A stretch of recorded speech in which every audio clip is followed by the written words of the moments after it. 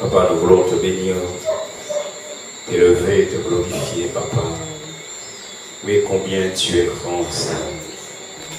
Ta parole même nous dit que les cieux ne peuvent te contenir. Amen. Tellement tu es grand, tu es tout puissant, tu es magnifique. Ta majesté est élevée au-dessus de toutes choses. Amen. Ce soir encore, tu nous donnes de donner gloire à ton Saint-Nom, Papa. Nous que tu as choisis, nous que tu as établis dans ta présence, par la puissance de ton esprit. Nous voulons vraiment te dire combien tu es grand. Nous avons vu ta grandeur aujourd'hui. Nous avons vu combien tu es grand, Seigneur. Et à tout moment, à tout instant, nous voyons combien tu es grand, combien tu es tout puissant, combien tu terrasses nos ennemis, Seigneur, autour de nos pères, parce que tu es le Dieu tout puissant. Tu es celui qui combat pour nous, Seigneur. Et ce soir, nous t'élevons, nous te magnifions, Papa, parce que tu es merveilleux, tu es extraordinaire, tu es sublime, Papa. Oh, sois béni, Père. Et que vraiment toute la gloire soit à toi et à toi seul ce soir. Bénis encore ton peuple. Bénis, Seigneur Dieu Tout-Puissant. Bénis l'esprit de chacun de nous. Bénis le cœur de chacun de nous. Bénis l'âme de chacun de nous, Père. Oh, dans le nom tout-puissant de Jésus de Nazareth. Père, ce soir encore par la puissance du Saint-Esprit. Illumine les yeux de notre intelligence, Seigneur. Renouvelle encore, Seigneur, chacun de nous, Père, dans le nom de Jésus. Que l'Esprit de Dieu amène nos cœurs encore à aimer la parole de Dieu. Et que la parole de Dieu habite dans nos cœurs. Habite en nous avec toute sa richesse, avec toute sa puissance. Et que la parole nous sanctifie encore et nous amène à une vie sainte devant la face de Dieu Tout-Puissant. Bénis, Seigneur, ton peuple. Ô cher Saint-Esprit, prends la direction, prends le contrôle de ce temps, de ce moment. Amène-nous encore dans la connaissance de la parole et que le nom de Dieu soit glorifié. Amen. Merci, Seigneur. Sois béni, Père, dans le nom tout-puissant de Jésus-Christ. Amen. Amen. Alléluia. Soyez bénis. Que vraiment le nom de Dieu soit glorifié. Passez une bonne journée.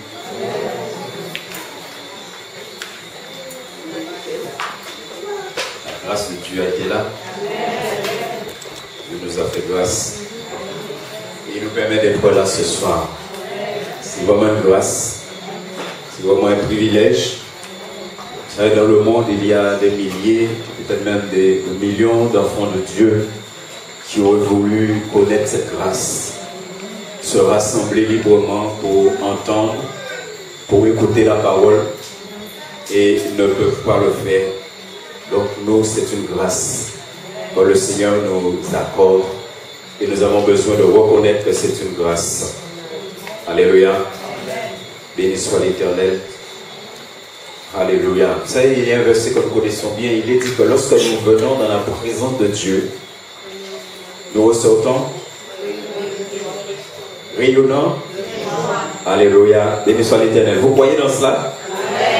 C'est sûr? Vous savez, ça veut dire que lorsque nous entrons, nous venons dans la présence de la parole, on doit ressortir. Alléluia. N'est-ce pas? La parole n'est pas là pour nous rendre tristes, pour nous attrister, mais la parole est là pour nous remplir de joie. Alléluia. De joie. Béni soit l'Éternel. Donc ça veut dire, est-ce que vous êtes dans la joie d'être là ce soir? Amen. Et que vous voulez que la parole de Dieu puisse encore agir avec puissance. C'est pourquoi aussi il est important, pour l'instant nous sommes ici, la salle ça arrive, mais il est important que nous arrivons dans la maison du Seigneur, que nous restions dans la communion avec l'Esprit de Dieu. Ça veut dire que quand nous venons dans la maison du Seigneur, on vient pour prier. On ne vient pas pour parler avec les frères et sœurs, pour raconter n'importe quoi et être déconnecté avec l'Esprit de Dieu. On veut pour être dans la présence du Seigneur, pour être là où il faut entrer, il faut s'asseoir, il faut prier, rester en connexion avec l'Esprit de Dieu pour recevoir. Parce que des fois, puis on en parole et puis parole on a pendant tout le message, à tout le monde, là, c'est une église, il y a rien dedans. Ça veut dire qu'à ce moment-là, tu n'es pas, n'est-ce pas? Et non seulement tu n'es pas connecté, mais ça veut dire qu'à la fin, tu n'es pas rayonnant de joie. Est-ce que nous comprenons cela? Et c'est pourquoi des fois aussi l'ennemi il envoie des pensées, il envoie des choses de la journée, quelque chose qu'on a entendu, quelque chose qu'on nous a fait, il envoie ça et puis tu es connecté que sur ça. Et même lorsqu'on parle, tu dis Amen, mais tu ne sais même pas à quoi tu as dit Amen. Tu dis Amen parce que tu as entendu Amen dans la salle, alors tu dis Amen. Et ça, c'est pas une bonne chose. Donc c'est important, frères et sœurs, que nous restions. Voilà. Donc, si jamais tu as entendu quelque chose dans la journée, que c'est là, ordonne que ça parte. Pour que tu puisses recevoir ce que Dieu a pour toi. Alléluia. Nous allons parler de quoi? De la sanctification. Vaste sujet. N'est-ce pas? Il y a tellement de choses à dire concernant la sanctification, que Dieu nous appelle à vivre, à marcher dans la sainteté, dans la sanctification. La Bible nous dit de ne jamais cesser de nous. Alléluia. Que celui qui se sanctifie jusqu'au retour du Seigneur Jésus. Dimanche, on a parlé de quoi? Purification de la conscience. Hein? Ok, ça veut dire que dès dimanche, le Seigneur commence à vous préparer. Vous n'avez pas oublié ce que vous avez entendu dimanche. Parce que nous allons continuer sur cette base. Donc ce soir, ça va être l'introduction de notre thème. Et à ce que nous, en guise au commencement, que nous répétons encore ce verset que nous avons vu. 1 Pierre chapitre 1 verset 15 et 16, il est dit, mais de même que celui qui vous a appelé est saint, il est dit, vous aussi. Dans certaines versions, c'est devenez saint. Dans d'autres versions, soyez saints. Ça veut dire marcher dans la sanctification. Rester dans la sanctification.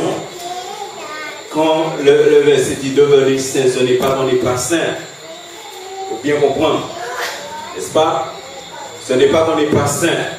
Parce que lorsqu'on a donné sa vie à Jésus, c'est des choses que nous connaissons. Au moment où j'ai accepté Jésus dans ma vie, que Jésus est sorti du haut de son trône par le Saint-Esprit et il est descendu dans ma vie, la Bible est claire, à ce moment-là, avant que l'Esprit arrive, le sang de Jésus a coulé sur chacun de nous et le sang de Jésus nous a lavés, nous a purifiés, nous a justifiés et nous a sanctifiés. Amen. Ce sont des choses que nous connaissons. Ça veut dire, au moment où tu acceptes Christ dans ta vie, c'est pourquoi la Bible dit à ce moment-là, aux yeux de Dieu, tu es un saint. Béni soit l'Éternel. Ça veut dire, à ce moment-là, tu n'es plus un pécheur. Nous ne sommes plus des pécheurs, mais nous sommes des saints. Ça veut dire qu'à ce moment-là, vous et moi, nous sommes engagés dans une vie, dans une marche, dans la sainteté. Et s'il y a une chose que le Seigneur attend de nous, c'est ça. J'étais en train de réfléchir quand je préparais ce moment, l'Esprit de Dieu m'a ramené dans l'Ancien Testament, c'est des choses que nous connaissons, mais à comprendre. Vous savez qu'est-ce qui était écrit sur le front du souverain sacrificateur? La Bible nous dit qu'il avait un bandeau, n'est-ce pas, sur son front. Et c'était marqué Alléluia. Ça veut dire à chaque fois, tous ceux qui étaient autour de lui le regardaient, ils voyaient écrit sainteté à l'Éternel. Est-ce que vous croyez que c'est écrit dans votre vie?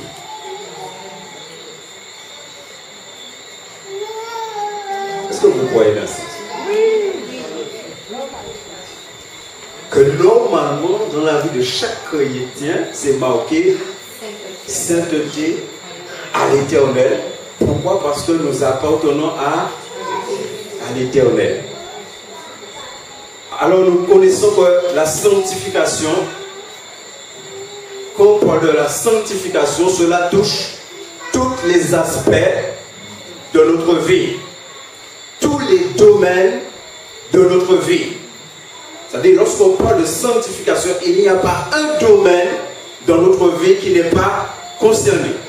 Et c'est pourquoi le verset continue en disant, dans toute votre conduite, il est dit, soyez saints, ou devenez saints dans toute votre conduite. Tous les aspects de ta vie, tout ce que tu fais. Ça veut dire que tu peux être saint. Marcher dans la sainteté dans l'église et dans le foyer, dans le travail. Tu fais n'importe quoi, tu n'es pas soumis à ton patron, tu parles n'importe comment. C'est des choses qu'on doit à développer. Les autres Jésus, jeudi. Quand on parle de sanctification, chaque élément de notre corps est concerné.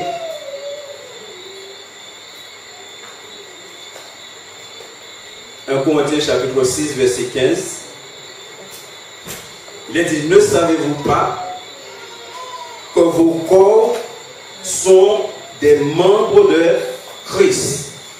Prendrai-je donc les membres de Christ pour en faire des membres d'une prostituée? Il parle de nos membres. Et la Bible va dans les détails. Vous connaissez le verset qui dit que si l'œil est dans les ténèbres, tout le corps, ça veut dire que l'œil doit être, mon œil doit être. Nous connaissons l'enseignement de Jacques sur la langue. Et il dit que la langue est, n'est-ce pas? Et il dit même que la langue c'est le monde de la géhenne, l'enfer. Ça veut dire la langue t'amène en enfer. Ça veut dire si tu ne maîtrises pas ta langue, surtout quand on parle de sainteté, c'est des choses qu'on verra en détail les autres jeudis. Si ta langue n'est pas sainte, consacré au Seigneur, tu es dans un problème. Quand il parle de nos mains, on dit que nos mains doivent accomplir des actes justes. Nos pieds doivent marcher dans des sentiers. Vous voyez, la sainteté concerne tous les membres de notre corps. Le cœur doit être pur. L'esprit, mon âme, ma conscience, tous les éléments de mon corps est concerné par la sanctification. Ça veut dire que je ne dois pas laisser un élément. Je ne dois pas louer bon Dieu, mais après ça, on va dire n'importe qui. Hein? Et regardez jusqu'où va la Bible. La Bible dit que si il y a dans mes ta main ne va pécher. Et on ne peut pas empêcher de pécher.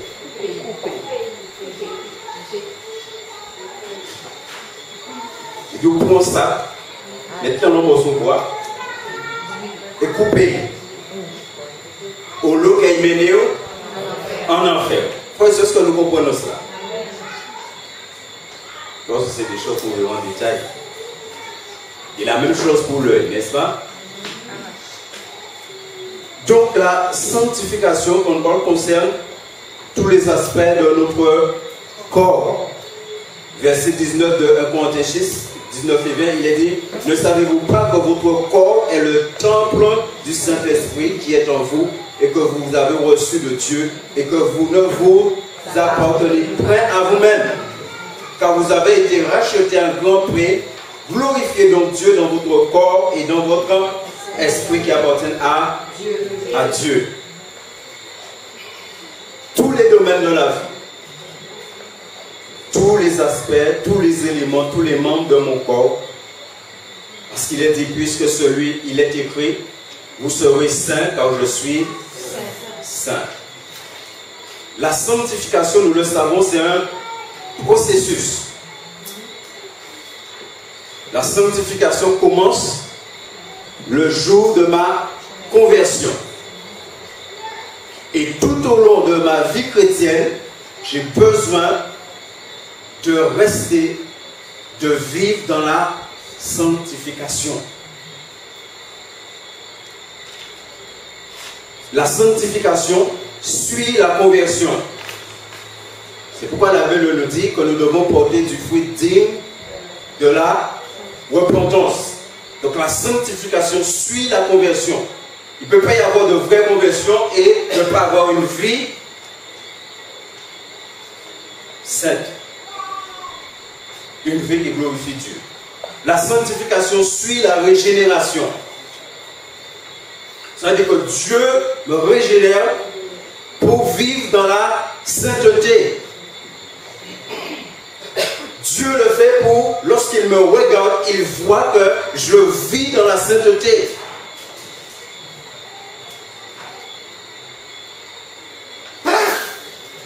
La sanctification amène une vie en conformité avec la volonté de Dieu. C'est pourquoi la sanctification nous rend agréable à Dieu. La sanctification nous qualifie pour le service. Et on revient dans l'Ancien Testament. Sainteté à l'Éternel. C'est-à-dire le souverain sacrificateur devait, et c'est là ce que le vêtement symbolise, le vêtement qu'il portait, le fin lin, la pureté. C'est là qu'on voit que lorsqu'il entrait une fois par an dans le lieu très saint, il était comme un morceau de corde en pierre. Il y avait des clochettes. Et là, il n'y a pas de attendre cette clochette-là encore, ça veut dire bon Dieu qui pédait. Et frères et sœurs, remarquez bien dans l'Ancien Testament, vous vous rendez compte que la Bible nous dit que sur le vêtement du souverain sacrificateur, il ne devait pas y avoir un brin de poussière. Vous connaissez un brin de poussière? Mon longtemps. Vous voyez Dieu faire pousser, il ne va pas passer à lui. Et regardez. Moi, ma mère faisait ça. Le soir, il va bon recommencer. N'est-ce pas? Vous imaginez que pour que cet homme rentre dans le lieu très saint, il ne fallait pas qu'il y ait un brin de poussière sur ses vêtements. Et regardez encore, quand il partait chez lui, il se douchait, enfin j'espère, mais quand il arrivait dans le tabernacle, avant de s'habiller, il devait encore, puis pas tenir les oreilles, un brin de poussière pour entrer en présence à mon Dieu. Ça nous montre que sans la sanctification, tu ne peux pas entrer dans la présence de Dieu. Et c'est pourquoi on ne cesse de dire que notre chair doit être crucifiée. Ça veut dire que s'il y a un brin de la chair dans ta vie, tu as un problème. Quand on parle de sanctification, on parle que la chair est crucifiée, que je vis pleinement dans la présence de Dieu. Vous serez saint car je suis saint.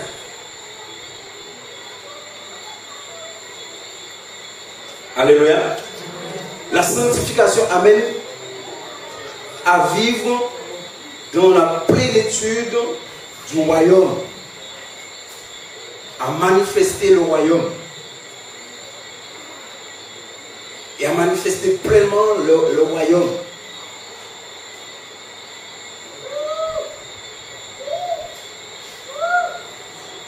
La sanctification nous met au bénéfice de toutes les promesses de Dieu.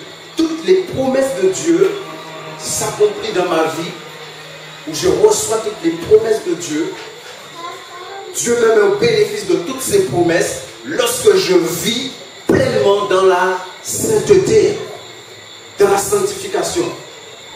À ce moment-là, Parce que la Bible dit que nous avons été bénis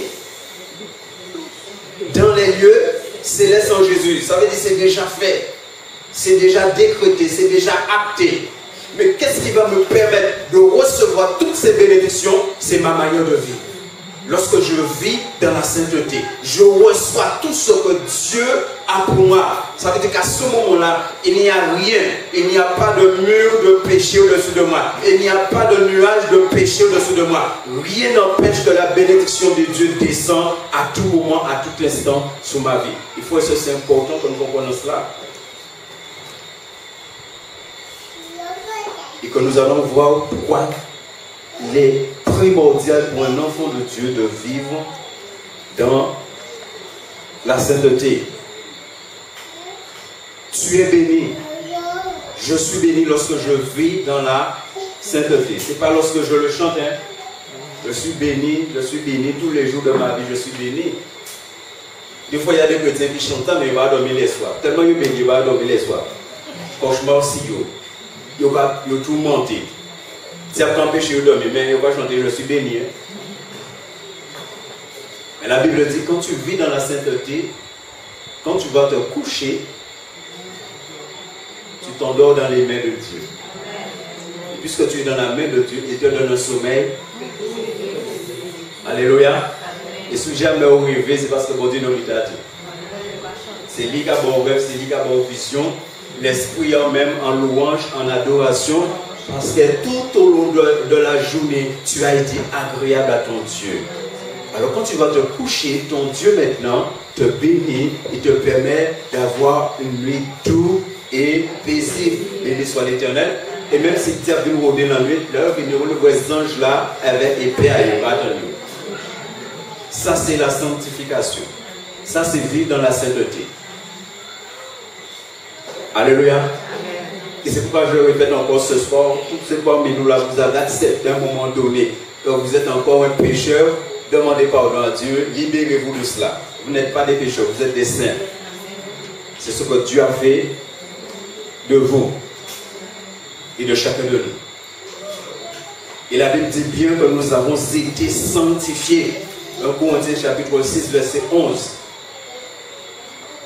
Afin de vivre dans la sainteté, dans la sanctification.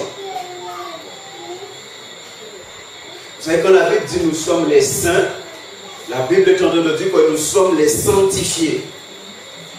Nous sommes des personnes que Dieu a sanctifiées.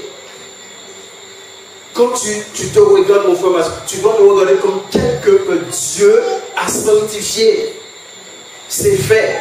Et la Bible dit dans l'Épître aux Hébreux, c'est fait une fois. C'est-à-dire, c'est ce que tu es. Tu es quelqu'un qui a été sanctifié. Tu es quelqu'un sanctifié par le sang de Jésus. C'est-à-dire, le sang de Jésus coule sur toi. C'est ce que tu es. Et tu n'es plus un pécheur. Alléluia. Et lorsque il arrive que tu pêches et que tu viens devant la face de Dieu, normalement, dans ta prière, moi c'est ce que je fais, tu dis Seigneur, pardonne-moi, ton sein a péché. Pardon Seigneur. J'ai sali la robe que tu m'as donnée. J'ai entaché la robe que tu m'as donnée. Pardon. Tu rentres dans le pardon. Et à ce moment-là, le sang de Jésus descend, coule sur toi et te lave et te purifie. Alléluia.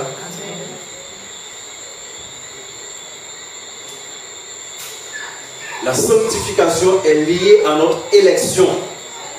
Il n'y a pas longtemps, nous avons vu que nous sommes des élus de Dieu.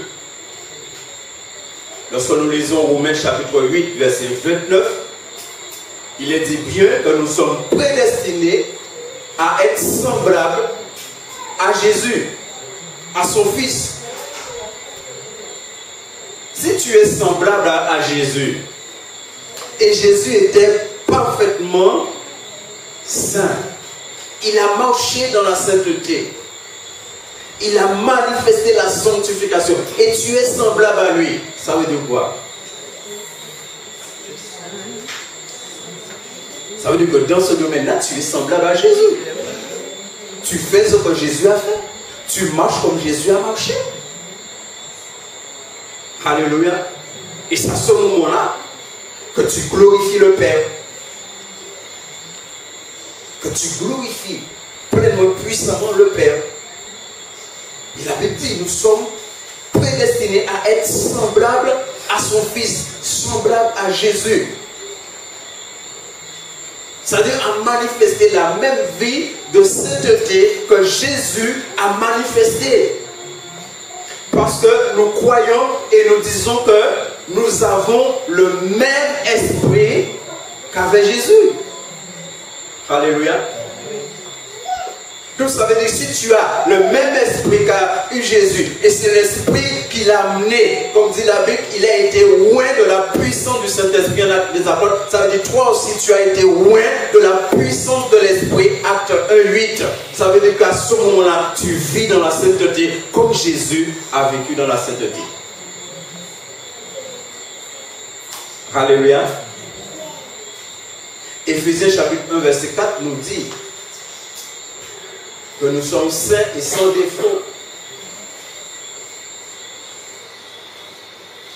Donc ça veut dire que la sanctification est liée à l'élection. Dieu a fait de toi un élu. Dieu t'a élu pour être son enfant, pour passer l'éternité avec lui. Mais ça veut dire que Dieu t'appelle à vivre dans la sanctification. Éphésiens chapitre 1 verset 4.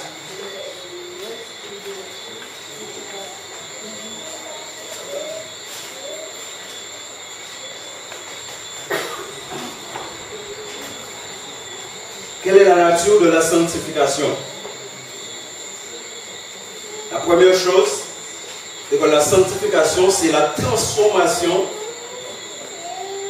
intérieure.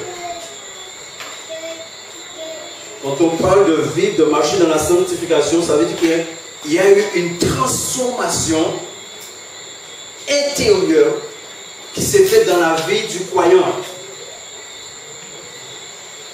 Je me rappelle encore, frères et sœurs, qu'à ta conversion, il y a réellement quelque chose qui s'est passé dans ta vie. Ce n'est pas que j'ai reçu l'Esprit de Dieu habite en moi, mais il y a quelque chose, il y a une transformation qui s'est faite, qui s'est produite en toi, et qui fait que tu n'es plus la même personne. Quand on parle de sanctification, on parle de cette transformation intérieure. Romains chapitre 12, versets 1 et 2 que nous connaissons. Je vous exhorte, frères, par les compassions de Dieu, à offrir vos corps comme un sacrifice vivant, saint, agréable à Dieu, ce qui sera de votre part un culte. Et le verset 2 dit, ne vous conformez pas au siècle présent, mais dit, mais soyez transformés par le renouvellement de l'intelligence. Il dit, soyez transformés. Ça, c'est la sanctification. Ça, c'est la sanctification. Ce qui veut dire que plus tu vis dans la sanctification, plus ton être intérieur est transformé. C'est-à-dire à ce moment-là, plus l'Esprit de Dieu prend sa place en toi, plus Dieu prend sa place, plus le Fils prend sa place. C'est-à-dire plus tu es en communion avec ton Dieu.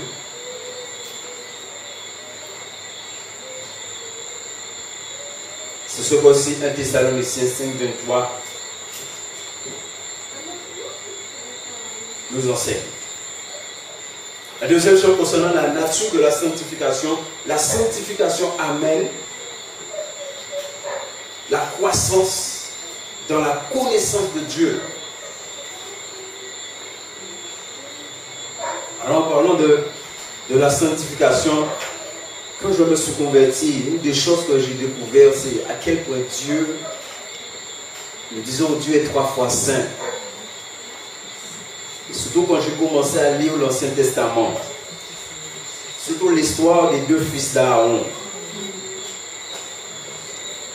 Frères et sœurs, on a besoin de connaître ce Dieu-là. Il n'y a pas longtemps, on a parlé de la crainte.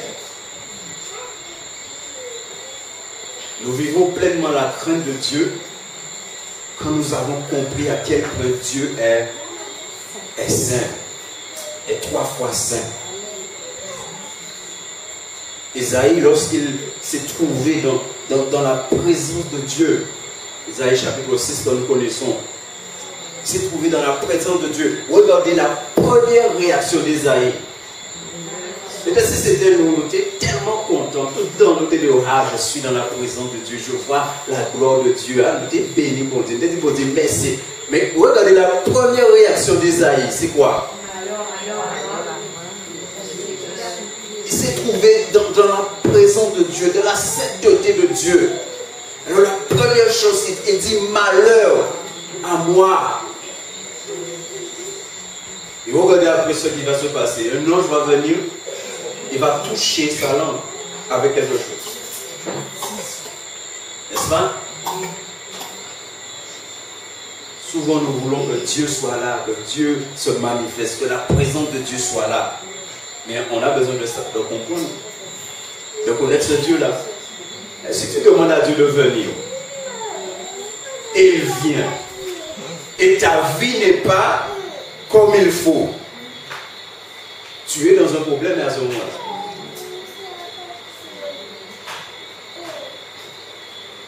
Est-ce que nous savons ça? Tu es dans un problème à ce moment-là. C'est pour ça que Dieu nous fait grâce à travers Jésus. Et que sans cesse on doit bénir Dieu pour le sang de Jésus. Et la Bible même montre qu'il y a des moments où Dieu veut agir et Jésus vient et dit au Père, souviens-toi, mon sang a coulé pour eux. Et là le Père fait grâce. Parce que Dieu est saint. Dieu est 3 fois saint. Souvent nous voulons vivre des choses avec le Seigneur. Dieu n'a pas de problème avec ça. Mais est-ce que ma vie permet cela? Alors je me suis mis à méditer sur la sainteté de Dieu. Je vais avoir 2 ou 3 ans de conversion. J'ai voulu connaître. Je questionnais Dieu parce que tous les jours, j'ai voulu savoir. J'ai voulu voir. Il y a beaucoup de choses. Il n'y a pas longtemps encore, j'ai dû entrer dans le pardon parce qu'il y a beaucoup de choses. Dieu, lorsque vous n'avez personne pour vous expliquer des choses, des fois vous croyez que c'est vos pensées ou même des fois vous dites bon, enfin attention parce que c'était dans les bâtis. Alors c'est des choses réelles. Et vous savez, l'Esprit de Dieu va vraiment amener très loin. Et à un moment, j'ai vu une blancheur, mais on ne peut pas décrire ça. Et puis quand je suis revenu à moi, le Seigneur est venu à mes côtés, il m'a dit qu'il est au-dessus de tout ce que je peux voir ou comprendre de sa sainteté. C'est là que j'ai compris. Ça, c'est pourquoi moi je dis, normalement, un enfant de Dieu doit avoir peur de péché. Quand vraiment tu as compris à quel point Dieu est saint et à quel point Dieu te demande d'être saint.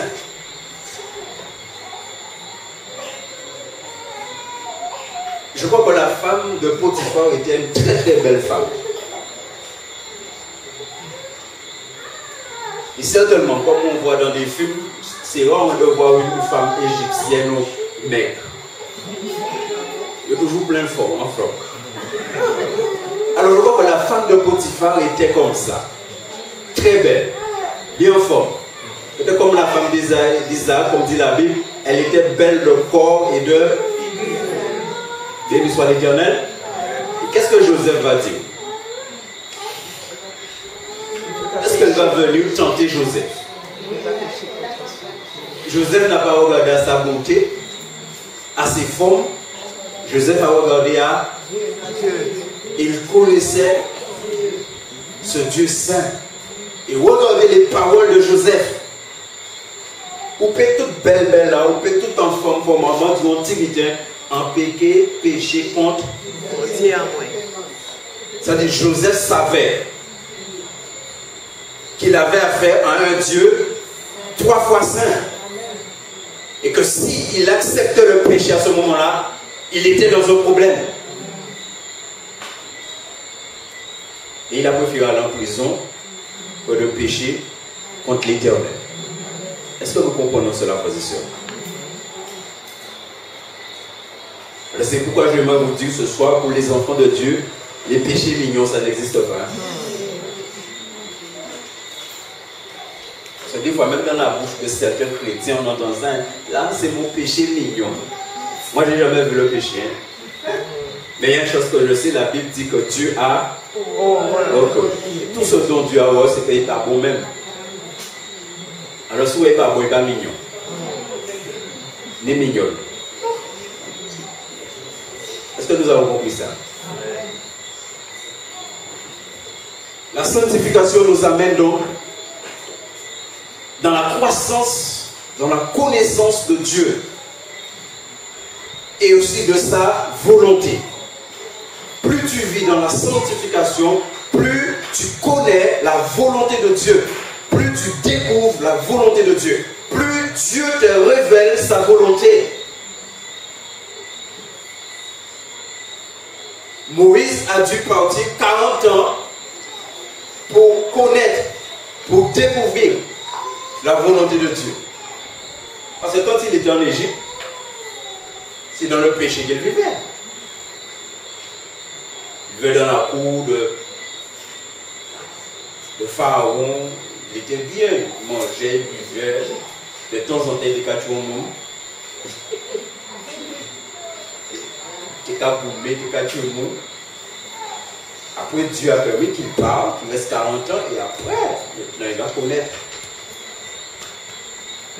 l'Éternel Dieu. Et regardez, quand Dieu va se révéler dans le puissant ardent, la première chose que Dieu va lui dire, va apprendre que Dieu est 3 fois saint. Vous vous rendez compte? C'est la première chose que Dieu va lui révéler.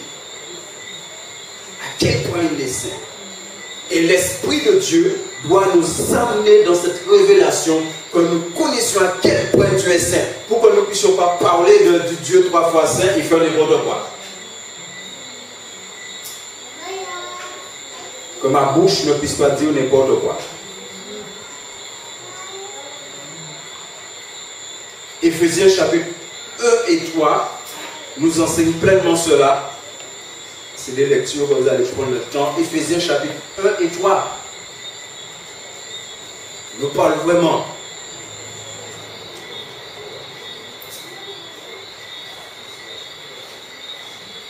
l'autre nature de la sanctification, c'est l'hygiène de la pensée. Quand on parle de sanctification, c'est tellement sur un verset qu'on aura l'occasion de développer. Nous connaissons bien Philippiens 4:8, qu'on récite, qu'on cite, n'est-ce pas? Et Philippiens 4:8, l'hygiène de la pensée. Vous savez, mes frères et sœurs, ce soir, je vais nous dire que notre esprit n'est pas une autoroute. Ou penser qu'à circuler. Parce qu'on peut voir. N'est-ce pas? À tel point qu'en tant qu'enfant de Dieu, tu arrives à un point de dire, oui, mais c'est comme ça. Je ne pourrais pas me débarrasser de ça. Bon, ça fait tellement longtemps, c'est comme ça, penser qu'on y vient. La Bible dit les âmes avec lesquelles nos combats ne sont pas charnels. Et la Bible dit bien, nous amenons. Si la Bible dit nous amenons tout, et toi tu acceptes les pensées, ce qui veut dire que tu refuses la sanctification. Tu refuses que tes pensées soient pures. Tu refuses que tout ce qui est vrai, tout ce qui est honorable, tout ce qui est juste, tout ce qui est pur, tout ce qui est aimable, tout ce qui mérite approbation, tout ce qui est vertueux, tout ce qui est digne de louange, soit l'objet de... Vous avez vu le programme?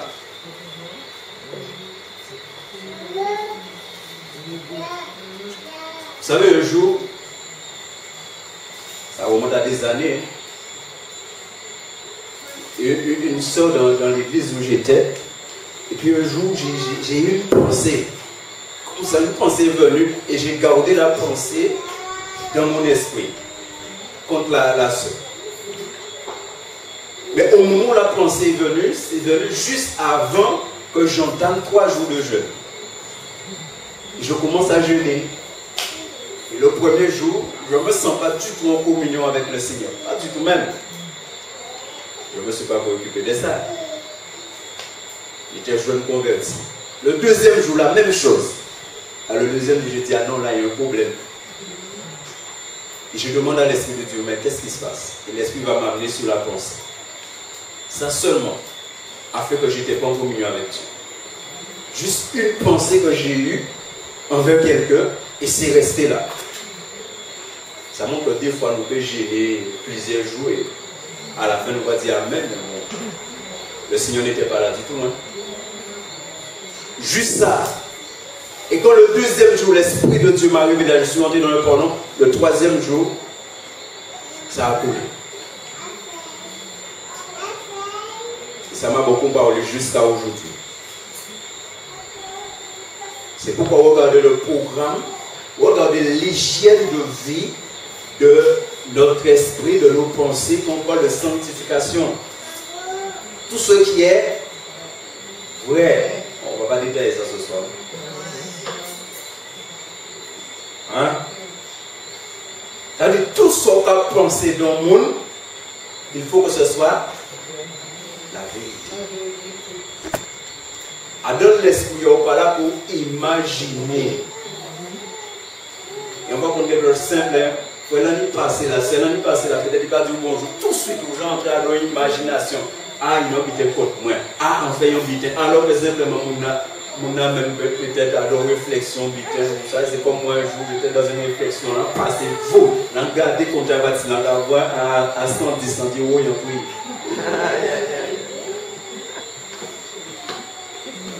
Simplement, j'étais en train de réfléchir à quelque chose. N'est-ce pas?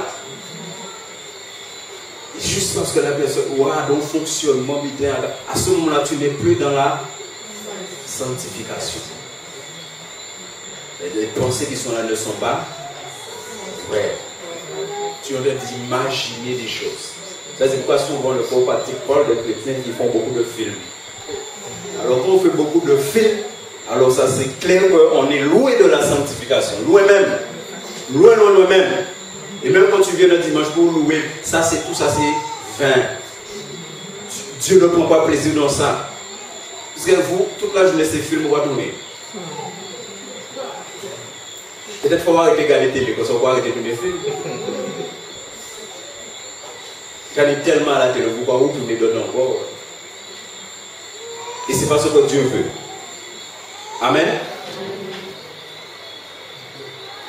La sanctification, dans la nature de la sanctification, c'est la transformation de notre manière de vivre, de nous comporter. Et si vous aimez les béatitudes, Matthieu chapitre 5 jusqu'à 7, prenez le temps de l'étudier en détail et vous allez comprendre ça. Que la sanctification, c'est la transformation de notre manière de vivre, de nos comportements. Que la Bible va jusqu'à dire, bénissez ceux qui vous priez pour ceux qui vous. Est-ce que vous savez ça, c'est la sanctification? Seule la personne qui vit dans la sainteté, dans la sanctification peut faire ça. Moun qui a fait au mal, moun qui a persécuté, vous pendant que vous avez fait au mal, vous pas béni. Est-ce que c'est ce qu'on fait? Pas de oui, qu'est-ce qu'il a fait mon bitin? Oui, mais on va béni. Il faut se rendre compte que quand on vit comme ça devant Dieu, ça veut dire qu'on est en train de vivre dans la sainteté. Et bon Dieu qui toujours permettre de persécuter, de faire mal, parce que la Bible claire que Dieu nous met à l'épreuve. Il va permettre selon le situation pour voir est-ce que tu vis dans la sainteté. Parce que les chrétiens ils veulent vivre dans la sainteté, mais là tout va bien. Je suis gentil, tant qu'on me fait rien. J'ai une soeur comme ça dans la chair. Ah ouais, pas ni mon plus gentil. Mais pas dire rien, pas faire rien. Souvent, on dit ou fait, ça veut dire, à ce moment-là, quand il passe en bas dans le alors moi, je vais vous dire. En cas, je crois, hein, c'est uniquement quand je suis là, elle est dans ma présence, si pas dit ça vite. On ne doit pas être des enfants de Dieu comme ça.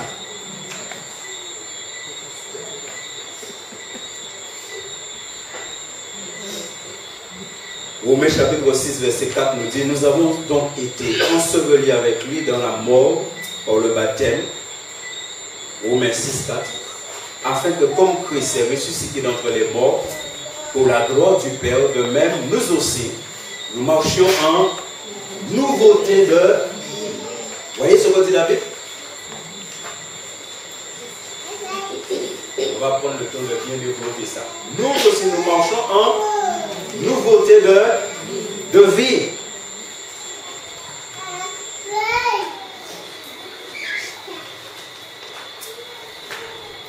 Autrefois, quand on parle de la sanctification, c'est que la sanctification est l'œuvre de Dieu en nous, par le Saint-Esprit. La sanctification, c'est l'œuvre de Dieu dans chacun de nous, par l'Esprit. Ça veut dire que Dieu œuvre, Dieu travaille en nous, Dieu nous amène à être pleinement saints devant sa face. 1 Thessaloniciens 5, 23.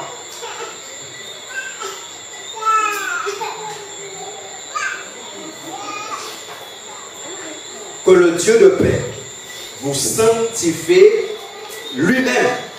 Vous voyez? Que le Dieu de paix vous sanctifie lui-même, et dit tout entier. Les yeux, les mains, la langue, les pieds, chaque membre du corps, l'âme, l'esprit et le cœur. Vous sanctifiez tout entier, et que tout votre être, l'esprit, l'âme et le corps soient conservés irréprochables. Dans d'autres versions, c'est irrépréhensible lors de l'avènement de notre Seigneur Jésus-Christ. Dieu fait cette œuvre de sanctification en nous pour qu'au retour de Jésus, nous ne soyons pas laissés en arrière. Pour ne pas passer à côté. Ce qui veut dire que je dois laisser le Seigneur faire ce travail-là en moi. Donc on voit que la sanctification, c'est l'œuvre de Dieu dans ma vie. 2 Thessaloniciens 2,13 nous dit cela aussi. Hébreux chapitre 13, verset 21 aussi.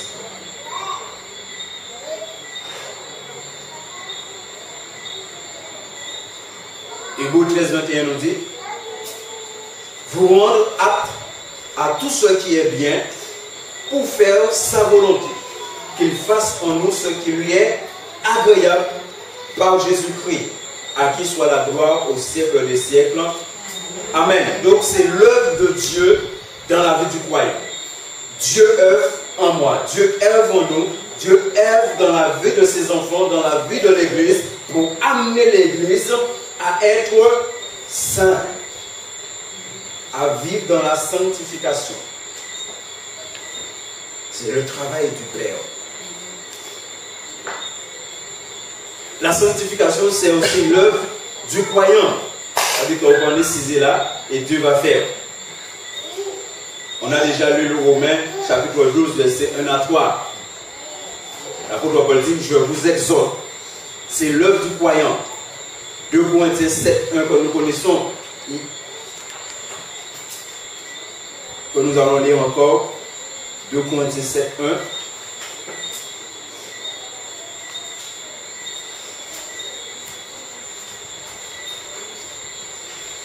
Il a dit: ayons donc de telles promesses, bien-aimés, purifions-nous de toute souillure de la chair et de l'esprit. Donc il dit bien, purifions-nous. Ça c'est notre travail. Nous purifier.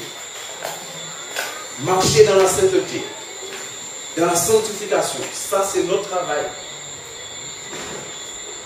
Parce que nous avons de belles promesses de Dieu. Galates chapitre 5, versets 13 à 16 nous enseigne cela aussi. Galates 5, 13 à 16. Jacques chapitre 4, verset 8.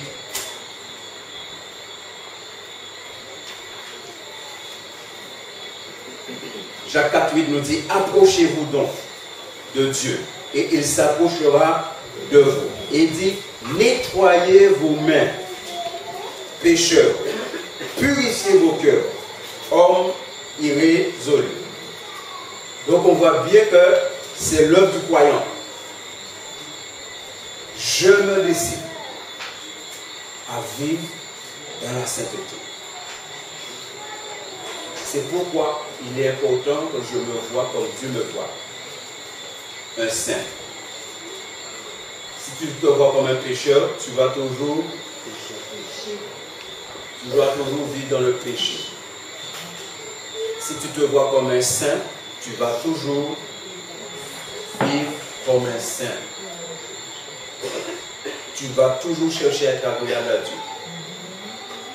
Dans tes pensées, par tes paroles, par tes comportements, par tes attitudes, tout ce que tu fais, tout ce que tu dis, tu vas chercher à glorifier Dieu par ta vie de sainteté. Quand David a péché et que Nathan va venir pour révéler à David ses péchés, qu'est-ce que Dieu va dire à David? Dieu dit à David: tu as fait blasphémer mon nom. Et c'est pourquoi Dieu va donner des châtiments à David. C'est-à-dire quand un enfant de Dieu pêche, il blasphème le nom de Dieu.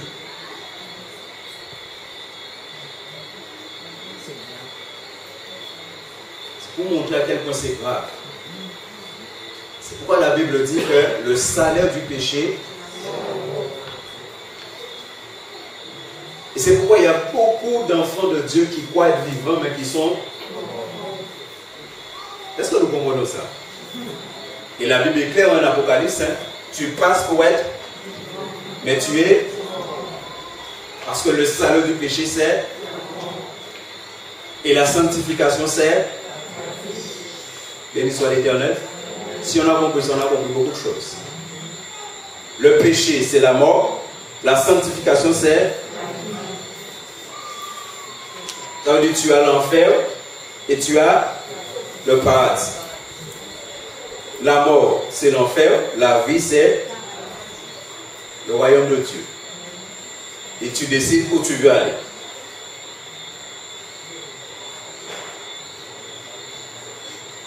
Est-ce qu'on a compris ça?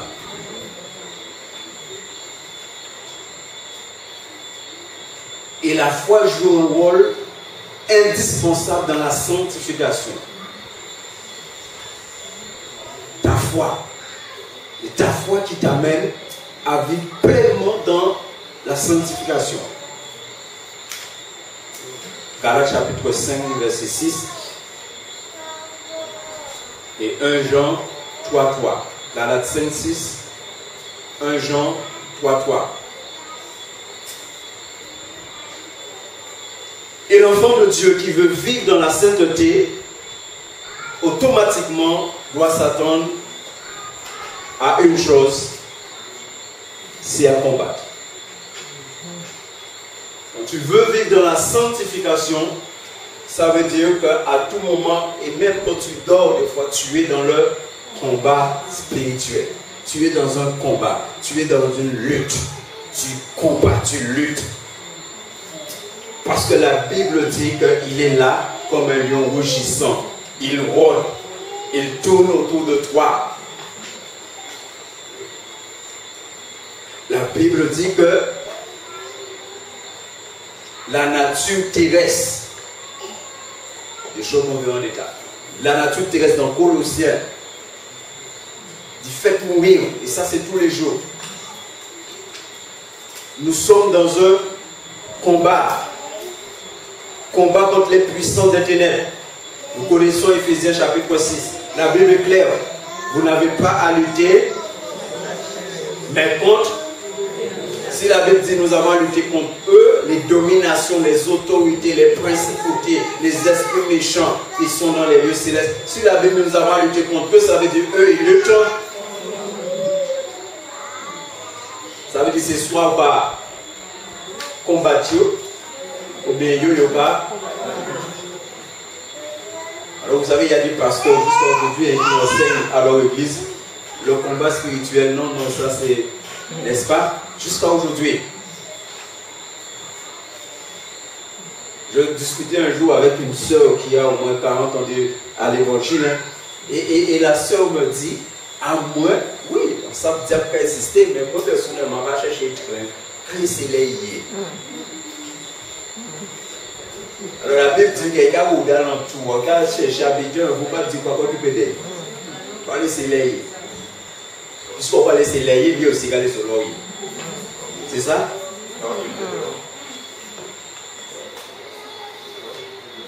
Nous sommes dans un combat. Et c'est pourquoi la Bible dit que ce sont les violents. Ça veut dire nous sommes dans un combat. Nous sommes en guerre.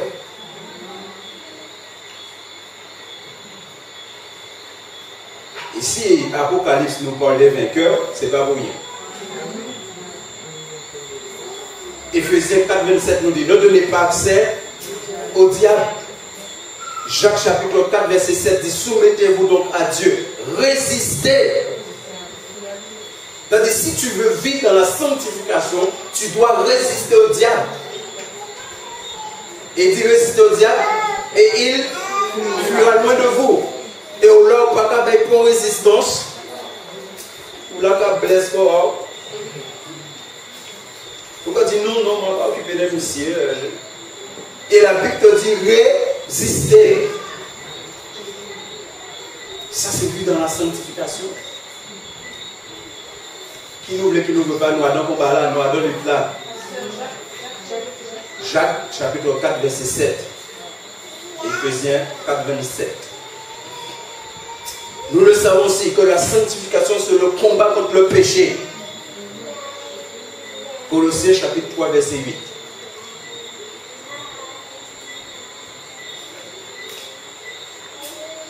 Et Romains 6, 12 nous dit que le péché ne règne donc pas dans votre corps mortel. Et n'obéissez pas à ces convoitises. Romains chapitre 6, verset 12. Et regardons ce que Hébreux 12, 1 et 4 nous dit. L'épître aux Hébreux.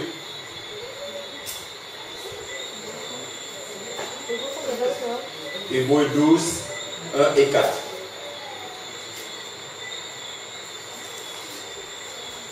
Il dit, nous donc aussi, puisque nous sommes environnés d'une si grande nuée de témoins, rejetons tout fardeau et le péché qui nous enveloppe si facilement et courons avec persévérance dans la crainte qui nous est, dans la carrière qui nous est ouverte. Verset 4. Vous n'avez pas encore résisté jusqu'au sang en luttant contre le péché. Donc la sanctification, c'est de lutter contre le péché jusqu'au sang. Alors, quand tu veux vivre dans la sanctification, tu dois savoir, le péché est un adversaire.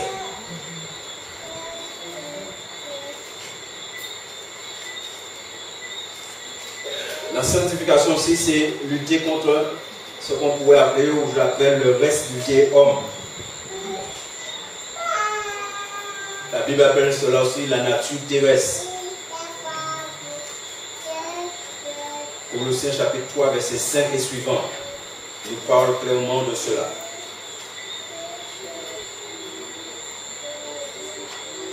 Et la sanctification aussi, c'est un combat contre le monde. Vous savez que la Bible nous dit n'aimer, ça veut dire tu as un combat même. Ni les choses qui sont dans le monde. Et la Bible dit même que celui qui aime le monde n'aime pas Dieu. Donc qu'est-ce qu'on voit? On parle de sanctification, on parle de combat, de lutte contre les puissants des ténèbres, les esprits impuros, le diable et toute son armée, contre le péché, contre le reste du vieil homme, contre le monde.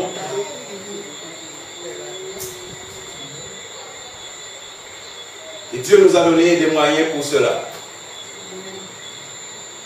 La première chose, c'est la piété. Dans Timothée 4:8.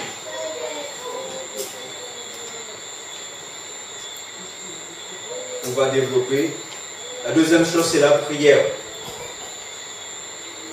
Matthieu 26:41.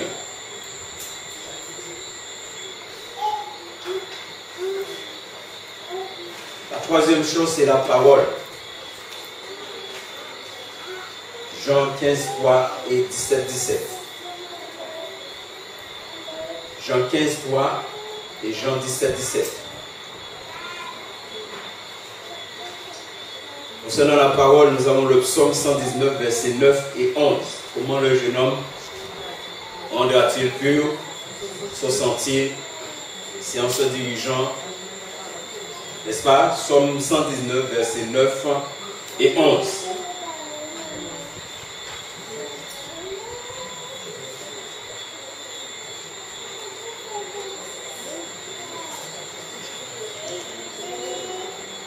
Encore, le but de la sanctification. Et ça, je crois vraiment que l'Esprit de Dieu va. Parce que c'est important de vraiment comprendre cela, frères et sœurs, pour ne pas passer à côté, de vraiment voir les choses en détail, que l'Esprit de Dieu amène à vraiment développer cela, que nous puissions vraiment recevoir de la part de Dieu. Le but de la sanctification. Là encore, c'est des versets que nous connaissons. Romains chapitre 6, verset 22. Mais maintenant, libérés du péché. Vous voyez que la Bible est claire? Il dit libérés du péché et esclaves de Dieu.